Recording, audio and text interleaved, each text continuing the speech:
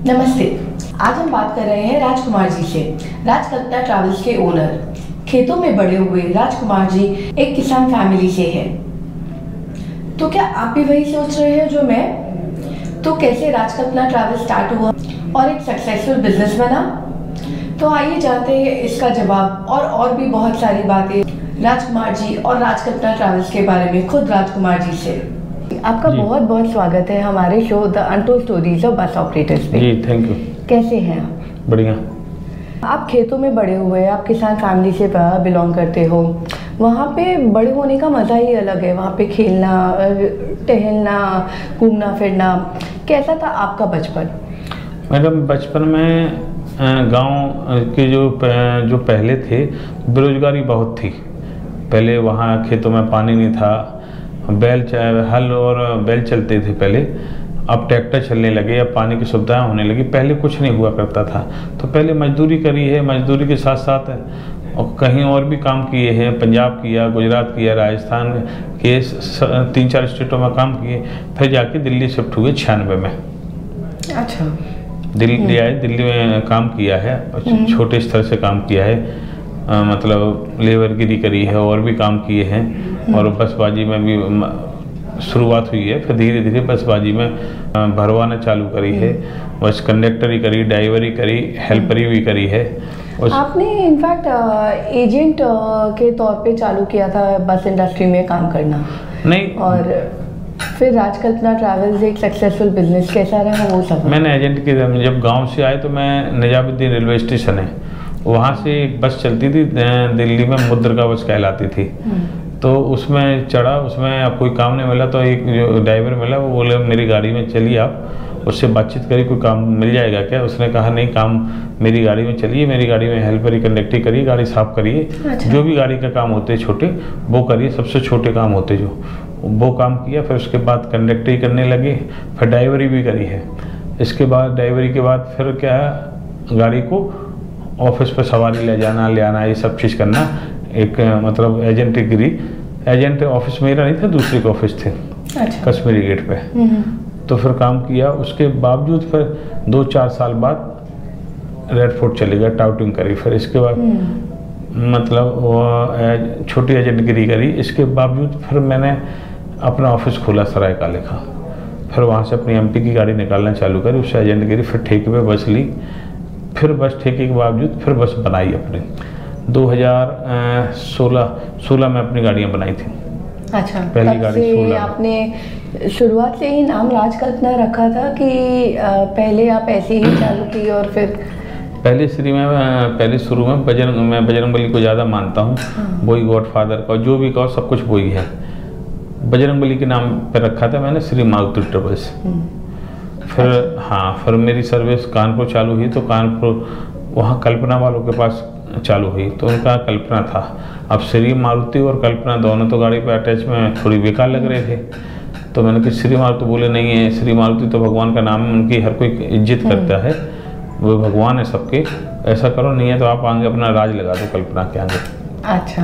हाँ, तब राज लगाया। फिर राजकल्पना जब से चली तो चल रही ऊपर वाले की दुआ से। मगर शुरुआती बजरंगबली के नाम से हुई तो जी सक्सेस तो मिल रही था जी, उनकी कृपा थी जी।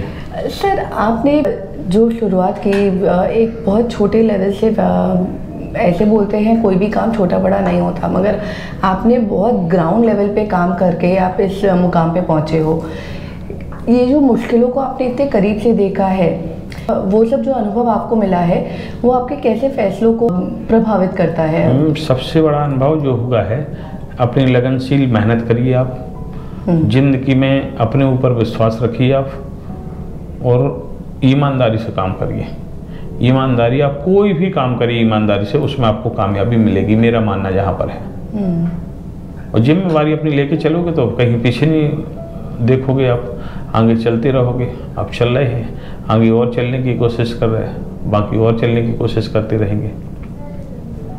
क्या सपने देख रखे हैं आपने राजकल्पना ट्रैवल्स के लिए?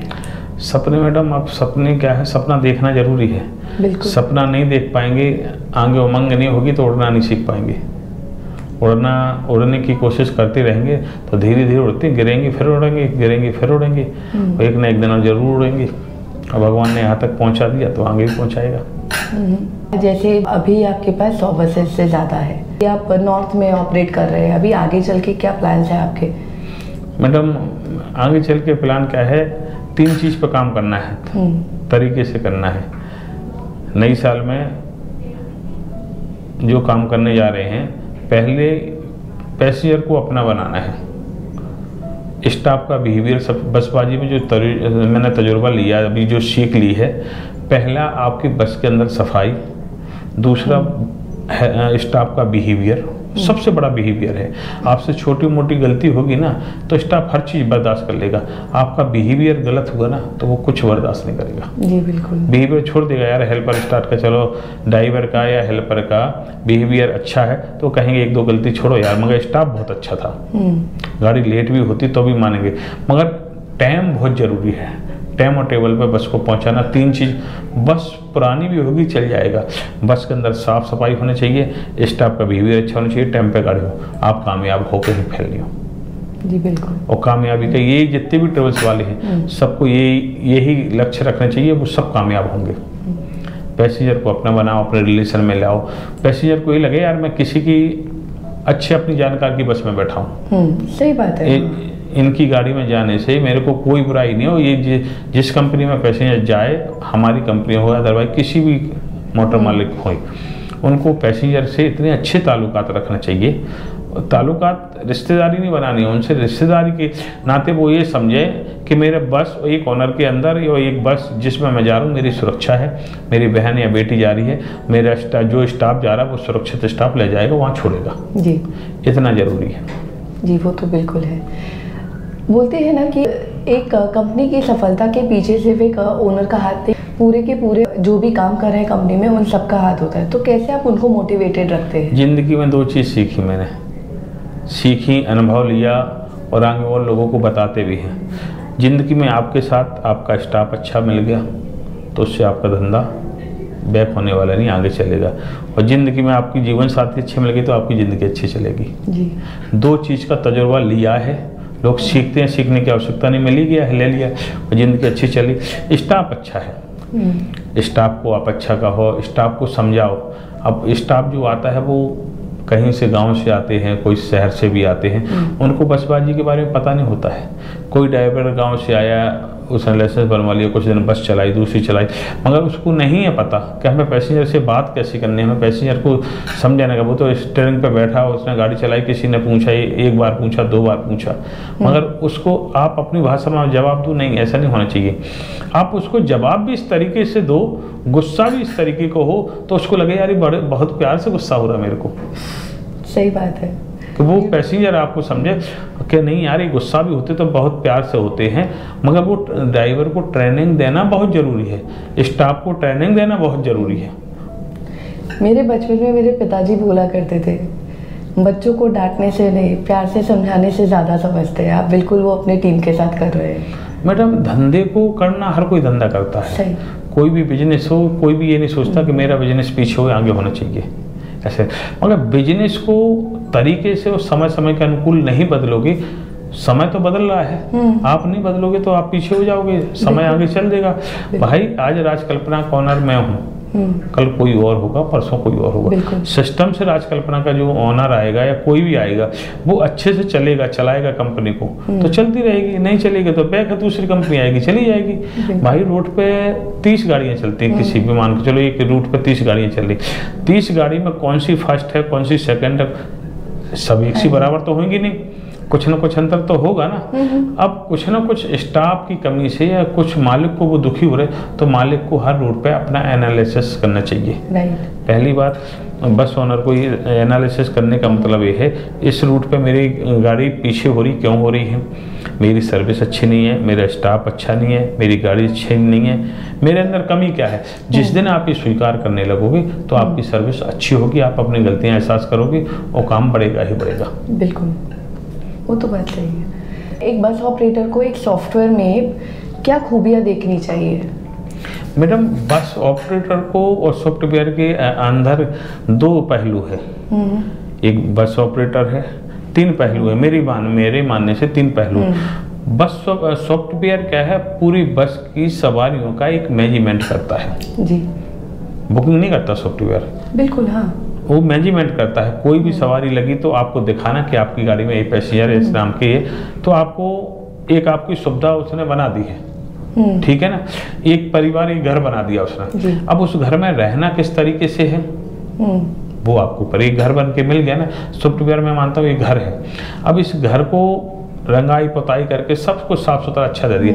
अब घर में रहना है, इसमें कलेश करना है या इसके विरोध में जाना है, वो आपके ऊपर है। इसी तरीके से सॉफ्टवेयर है, सॉफ्टवेयर मालिक को ये देखना है सॉफ्टवेयर में कुछ खूबी है तो सॉफ्टवेयर वालों को बताएं कोई अच्छी से, और सॉफ्टवेयर वालों को भी जाके नीचे काम करना चाहिए। कर भी रहे हैं आप लोग, सब कर रहे हैं, और पूछना चाहिए। हमसे अच्छा अनुभव ड्राइवर को होता है, हमसे अच्छा अनुभव हेल्पर को भी होता है, क्योंकि वो तो रूट पे चल रहे ना। जी हाँ।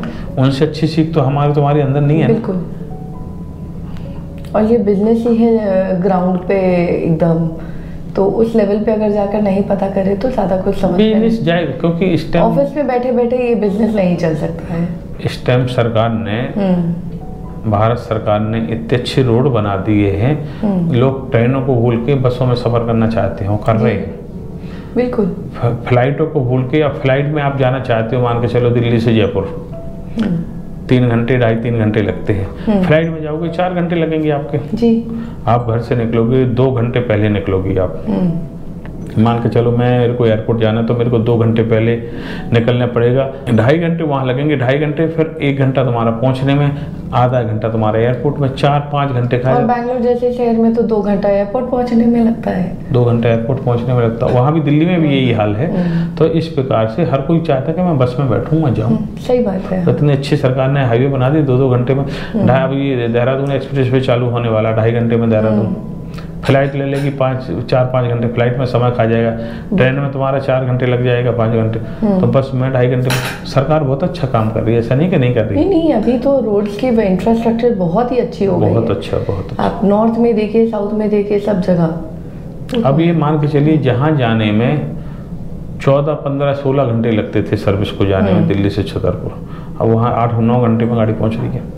सही बात। और रोड अच्छा और बना रहे, जहाँ रोड अच्छा नहीं है तो बस का काम ऐसा नहीं, पब्लिक भी बढ़ रही है, पब्लिक बढ़ रही है तो लोगों को ट्रेन में जगह मिलती नहीं मिलती, तो उसमें ऑप्शन क्या, लास्ट ऑप्शन क्या चुनते, चलो यार बस देखते हैं। जब वो बस में एक बार जाता है तो पैसेंजर को इतनी जानकारी, ट्रेन से ज़्यादा इतनी जानकारी आप लोग सॉफ्टवेयर के थ्रू दे देते हो।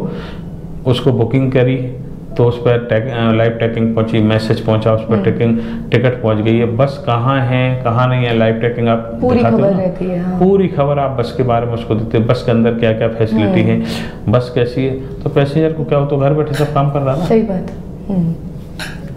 आजकल की जो नई जनरेशन आ रही है बस इंडस्ट्री में, उनके लिए आपका क्या मैसेज है? मैडम, नई जनरेशन आ रही है, सबसे बड़ा फेल होने का कारण क्या होता है नई जनरेशन को, वो आए उनने बस बना ली, वो चलाने लगे उल्टे सीधे तरीके से, ऐसा नहीं होना चाहिए। सबसे पहले उनको अनुभव लेना चाहिए। कितना भी तुमसे ज़्यादा पैसा है, ट्रेवल एजेंसी में आप आ रहे हो, अपनी मतलब कंपनी बना रहे हो, तो पहले आपको कोई ना कोई तजुर्बा चाहिए 2 साल का जी। 2 साल का आपके पास तजुर्बा होगा तो आप बस बाजी में कहीं भी फेल नहीं होगे। उसको सीखो। आप, मैं मानता हूँ आप पर बहुत पैसा है, धीरू भाई अंबानी हो, कंपनी बना के डाल दी, चलो चलाओ, वर्कर उस तरीके के ट्रीट कैसे चाहिए आपको नहीं चाहिए, उसका अनुभव नहीं है ना, पैसे होने से सब कुछ नहीं है, उसके बारे में अनुभव, उसके उस बसबाजी की भी एजुकेशन होना जरूरी है। वो कोई भी ट्रेवल के थ्रू उनकी संगत करे, उनके साथ उठे बैठे 2 साल समझ ले पूरी, बस चलाना, फायदा है, ऐसा नहीं है, नुकसान नहीं है कहीं भी। किसी भी धंधे में मैं नहीं समझता हूँ नुकसान है। ईमानदारी से करो, लगन से करो, विश्वास उसके ऊपर रखो और समझदारी दिखाओ। जिस बिजनेस में आओ उसमें समझदारी से काम करो।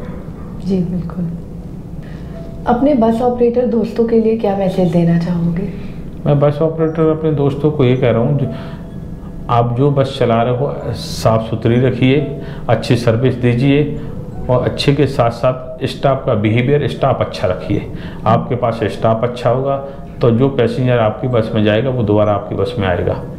साफ़ सुथरी बसें रखिए, यही कहना है। ऐसे कोई लोग हैं जिन्हें आप अपने सक्सेस के लिए धन्यवाद कहना चाहोगे? मैं भगवान को धन्यवाद कहना चाहूँगा।